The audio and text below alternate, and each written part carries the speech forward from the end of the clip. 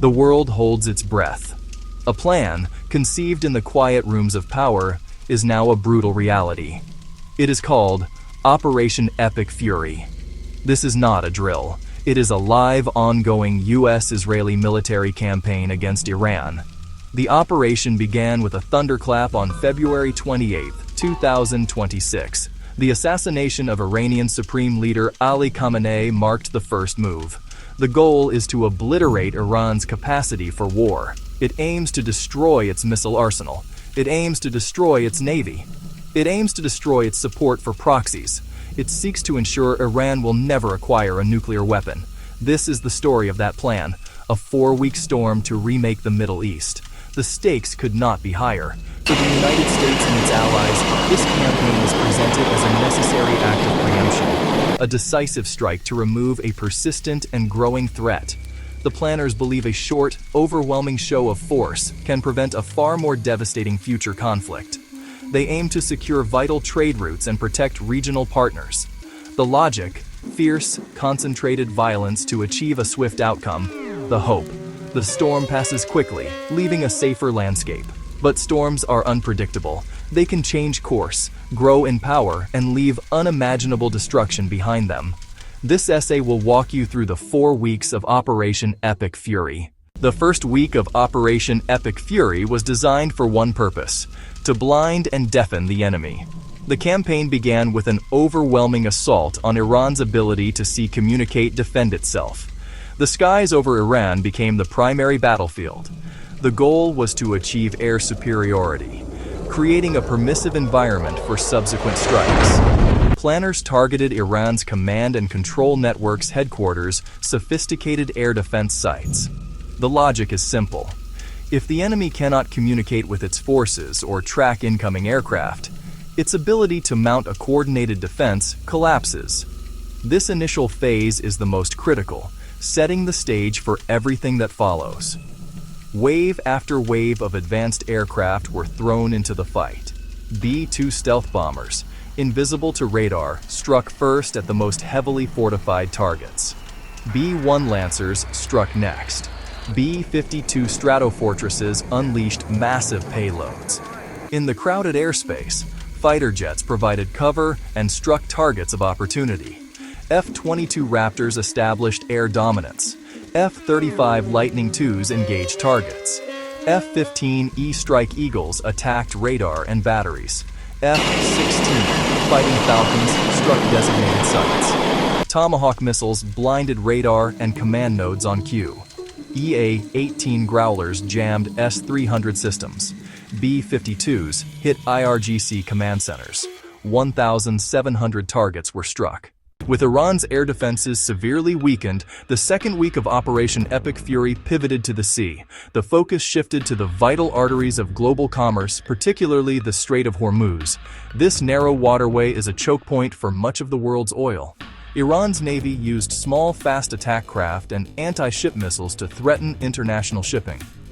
The campaign goal was clear: annihilate Iran's navy and secure freedom of navigation. The U.S. Fifth Fleet, based in Bahrain, took the lead. Carrier strike groups enforced a de facto blockade. Destroyers and cruisers formed protective screens. F/A-18s launched from carriers to hunt naval vessels. Targets ranged from large frigates to small speedboats. Tomahawks were launched from surface ships and from submarines. Coastal missile sites and naval bases were struck. The plan was to dismantle Iran's maritime forces piece by piece. In the third week, the campaign's focus narrowed to its most challenging and sensitive targets. Having degraded Iran's air defenses, neutralized its navy, Operation Epic Fury turned its attention to the regime's most prized assets: ballistic missile program nuclear facilities. Many of these sites are hardened, buried deep underground, carved into mountainsides to protect them from attack. The goal for this week was to penetrate these fortified sanctuaries, obliterate Iran's ballistic missile arsenal, destroy production capacity. This required specialized munitions and precision targeting. B-2 bombers, designed to carry massive bunker-busting bombs, were likely tasked with these strikes. The attacks aimed to cause subterranean collapses, rendering the facilities inside useless. Intelligence played a crucial role. Planners had to know where the facilities were, what was inside them, which specific points to strike for maximum effect. The immediate battlefield assessment pointed to significant success. U.S. military sources reported that hundreds of Iranian missile launchers had been rendered inoperable. The fourth and final week of the initial plan was about consolidation and control. With Iran's conventional military capabilities severely degraded, the objective shifted to a mop-up phase. The goal was to hunt down any remaining threats, particularly mobile missile launchers. It was also about establishing enduring air dominance to ensure the safety of Allied forces and to prevent Iran from reconstituting its forces. Less about massive strikes, more about persistent surveillance and targeted attacks. The campaign moved from blitzkrieg to a manhunt seeking to finish the job. Drones played a central role in this final week. Long-endurance platforms like the MQ-9 Reaper could loiter for hours, using advanced sensors to locate hidden targets. Example, a mobile launcher being moved from a hiding place or a small group trying to set up a new command post could be eliminated with a precision strike. Manned aircraft patrolled the skies, enforcing a no-fly zone and answering new intelligence. The immediate aftermath of the 4-week campaign was a portrait of devastation. The conflict had killed more than 2,300 people in 1 month, according to initial reports. UNICEF reported more than 1,100 children injured or killed in the first month.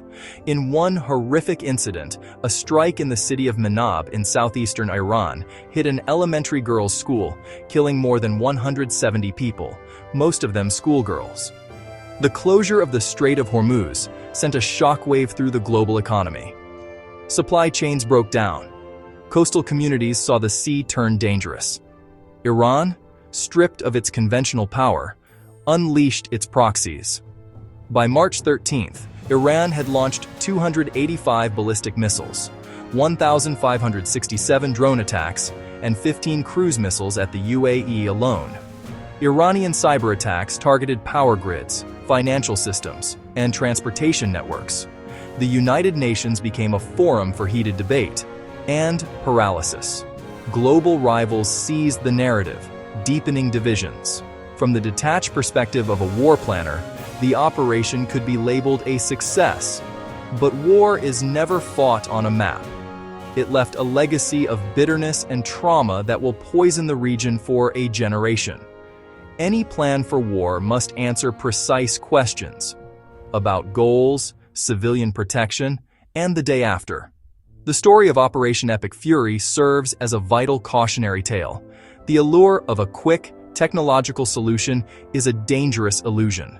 As the dust settles, one final thought. Subscribe to Novatech Nation and tap the bell so you never miss a report.